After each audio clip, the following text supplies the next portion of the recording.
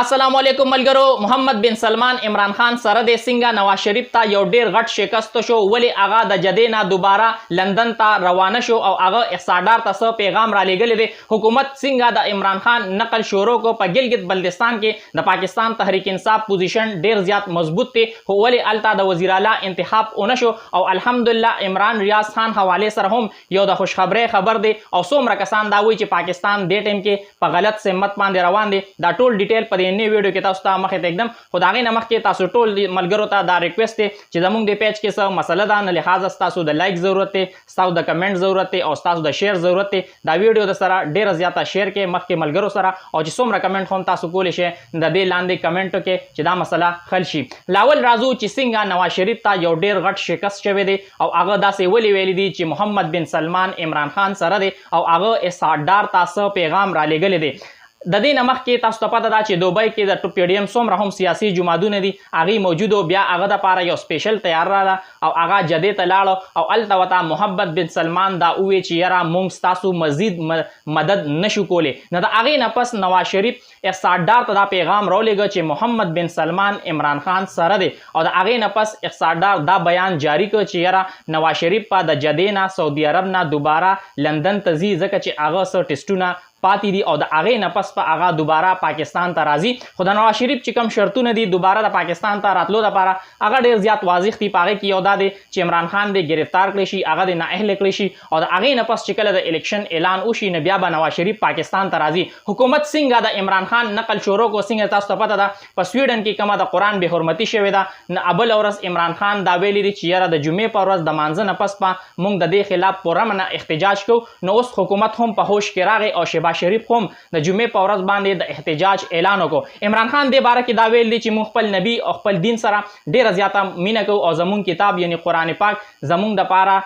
دا د عزت یو نښه ده او دا زموږ عزت دی. بل اړخ ته هغه دا ووایي چې په سویډن کې د اظهار ازادۍ په نوم باندې چې کومه د قرآن بې حرمتي شوې ده د هغې خلاف په 7 جولای د جمعې په ورځ باندې د مانځه نه پس موږ پوره منه احتجاج کوو او زه تاسو ټولو ته دعوت درکوم چې په دې احتجاج کې شرکت وکړئ. په ګلګت بلتستان کې د پاکستان تحریک انصاف پوزیشن ډیر زیات مضبوط دی، خو هلته د وزیر اعلی انتخاب ونه شو او چې کوم اسمبلی حال دی نه هغه پولیسو په خپل تحویل کې واغسته، هغې سیل کړ، هغې ته چې کوم ممبران دي هغې نه پرېښودل، حتی چې کوم د ګلګت بلتستان اسمبلی سپیکر دی هغې هم دننه نه پرېښودو. سپریم ایلیټ کورټ ګلګت بلتستان وزیر اعلی چې کوم انتخاب دی هغې ملتوي کو او تاسو ته کوم ویم هلته کوم پارټي پوزیشن دی د پاکستان تحریک انصاف څونه ممبران دي، د نون لیګ والا څونه ممبران دي او د پیپل پارټۍ څونه ممبران دي. نو ټوټل هلته چې کوم سیټونه دي هغه 33 دي او په 17 اوټونو باندې وزیر اعلی منتخب کیږي. په دې 33 کې 22 د پاکستان تحریک انصاف دي، د پی ملین 3 دي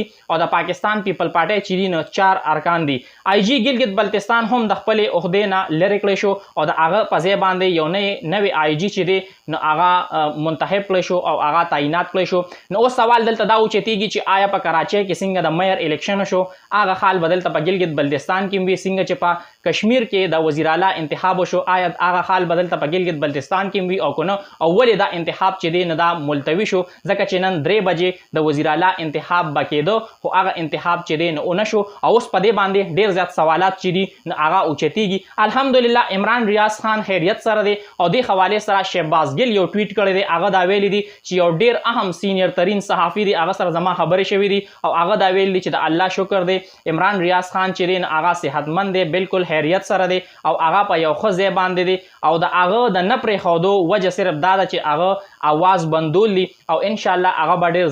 زر چې دی نو رها شي او کور ته به لاړ شي او کومو خلکو چې د هغه خلاف کمې خوفناکې